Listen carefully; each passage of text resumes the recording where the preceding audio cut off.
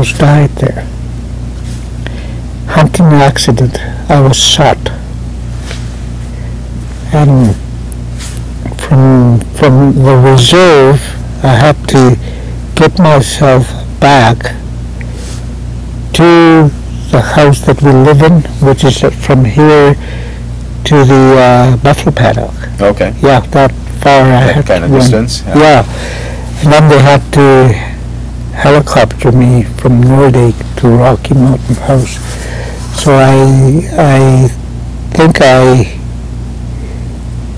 2 hours, after 2 hours, I ran out of blood. But by that time I was at the hospital. You were in the hospital, yeah. Yeah, so that, I almost died. So it's another experiment. Or experience along the way. Yeah. But life is great. Why? Because I was left out there because my friend was in shock that he shot me, so he took off. Right. Yeah. Lucky he didn't hit my spine. It missed my spine about an inch. But I got myself home, and I didn't want to die. That's how bad my determination was. I mean, good. My determination was. And that's what saved me. Yeah, well, I think it's representative of just, I mean, the reality for all of us is that life is great. Yeah. But it always has challenges. Yes. And, I mean, we can either see only the challenges or we can see with each challenge solutions. Yes. And every time we hit those crossroads, we think that what we're about to lose or has been taken away is the end of everything. And so often we need to open our eyes to see that that change may just be what we need to get even better. Yeah. Better opportunities come with change. So then you started painting in earnest. You finished school. You became an artist. That you discovered that in yourself is your true calling. Yes. Say? Yes. So bring us into the last few years and the work that you're doing now. And what I went into is when I was in school, I would say that I'll be a carpenter. If that doesn't work, what would you be? I would be a bus driver. My teacher used to say, not just a bus driver, own that bus. Make it a company. And the last resort is, if that doesn't work, what will you do? An artist. So that's where after my school was saved and whatnot, I went back into finding a job because that program shut down. The funding ran out. right. So I applied for a bus driver, and I got right away I did really good. I got my license and I started bus driving that fall.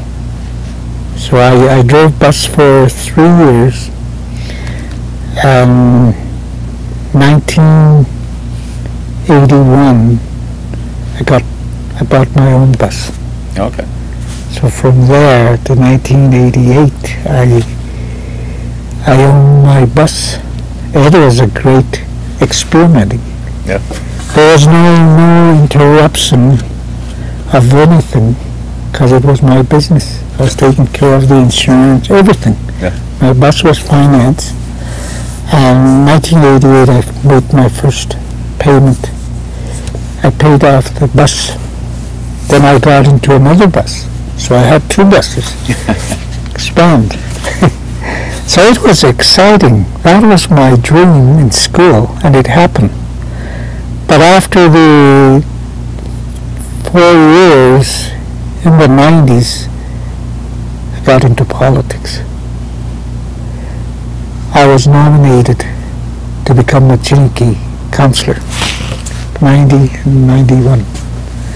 So that kind of throwed my interest and got me into politics, but I never really liked it. My people put me there, so I did what I could for them, Right. as best of what with my ability of knowledge. After that, I worked in odd jobs, like carpenter and whatnot. And then I lost my family. I had a broken home. But that didn't die. I still managed to keep my kids, one of them, and went on to do other things.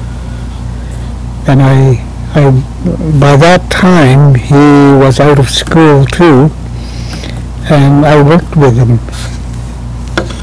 at a carpenter's. Doing trusses for Allspan. That's where I had my accident again. To make it short, we worked there for 3 years with my 2 sons, and we were doing good. I managed to build up I started out with $14 and ended up with $18, and then I was going to be the foreman, and then my accident happened.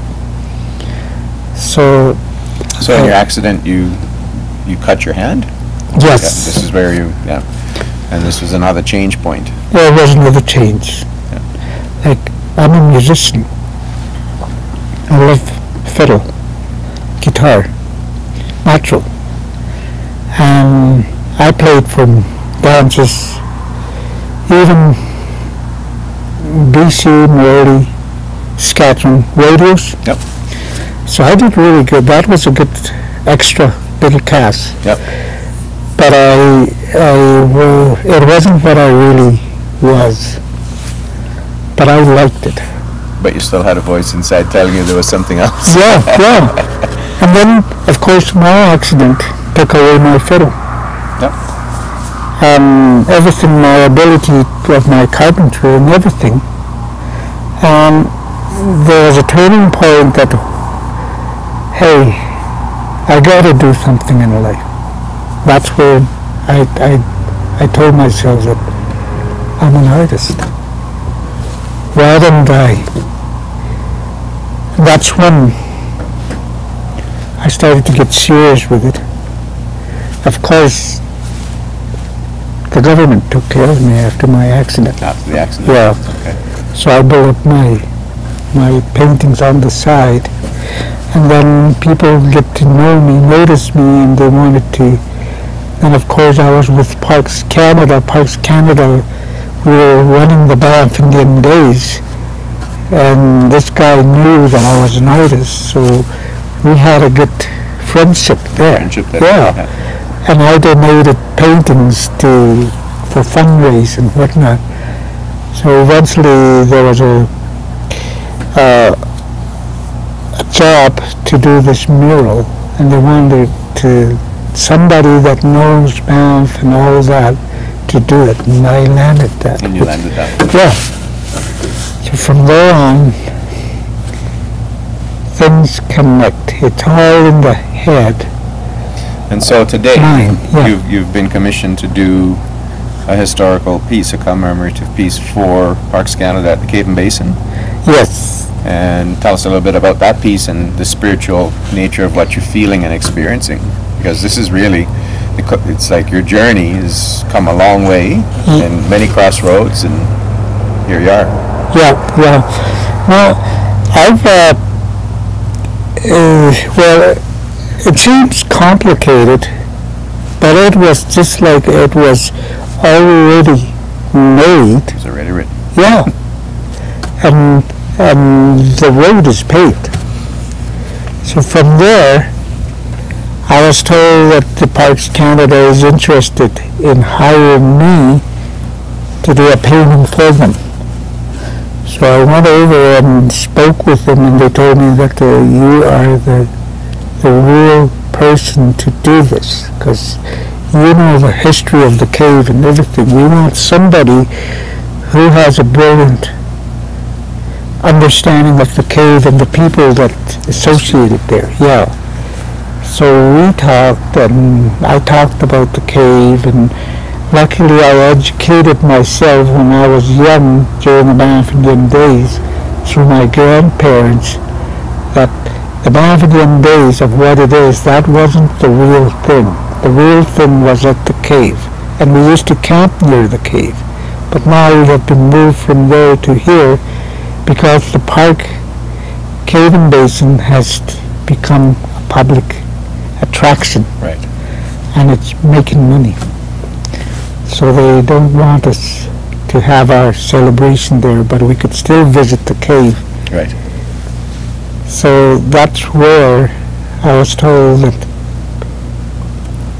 they gave me an application, so I filled out the application and then explained what the cave is really was. Interpretation of Yeah, yeah. yeah, and they liked it, what I have said.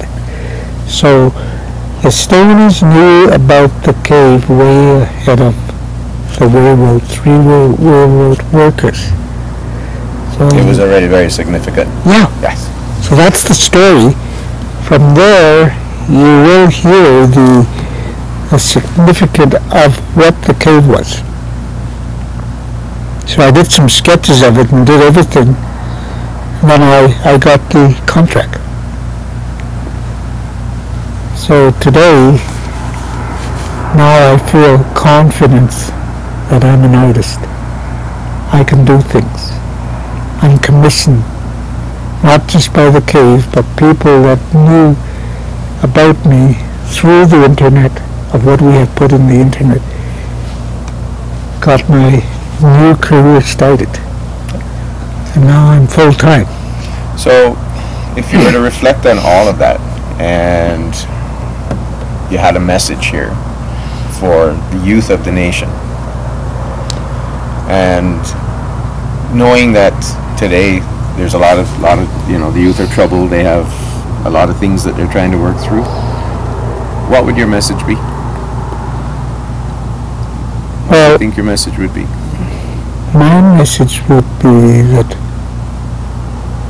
you have a responsibility of life that is given to you. And it's only you can make things happen that is given to you with what you're equipped with. But to equip that, you have to go out and find out what your gifts are. That's what I did. I think you also, when we were talking before we started filming, we talked a little bit about the voice, listening, recognizing when there's a gift, it's beside you, it's in you, and so many of us go through and we don't listen to the voice. Yes. So we miss the calling. You knew when you were quite young that you had something special was around the cave for you. Mm-hmm. But you didn't know what it was, but you knew it was there. Yes, yes. And now life has brought you back there. And also, here is a very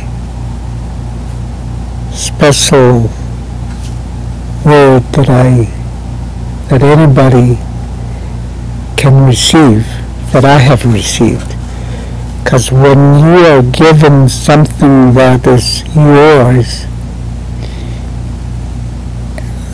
it's not strange, but things will happen and you don't understand it still as you go in life. Like, you will be encountered by the Spirit, your guardian. And that guardian came to me when I was young, probably 27. I was painting upstairs after I sent my kids to bed to get ready for school. And downstairs I could hear a pitter-patter of a footstep coming up the stairs, and I was watching to who would appear. Is it my first daughter or second or third still playing down there? And it wasn't them. My guardian appeared to me. It was a little girl and that's the spirit that was told by my grandparents that don't be afraid. They will show themselves once in a while that they're still with you. That encounter is still fresh in me. Excellent. So Yeah. it's amazing. No, it is. Life is amazing. Yeah. I think, many of us recognize that, and if we can share that with other people as we go, particularly young people, Mm-hmm. it's a place to find hope. You get up in the morning, you decide. Yes. It's your Like- decision what the day is going to be like. today, every day I get up early in the morning and right away I would go to my studio. That's what I wanted to do. And now I'm the boss of what I do. That's what I wanted to do. And it's something that I will appreciate for the rest of my life and be grateful of, like, it could happen to anybody. Absolutely. And the determinant is you. Yep. You have to trust yourself. Yeah. For sure. Roland, thank you so much for that. Thank you. Thank you very much. It's a tremendous story.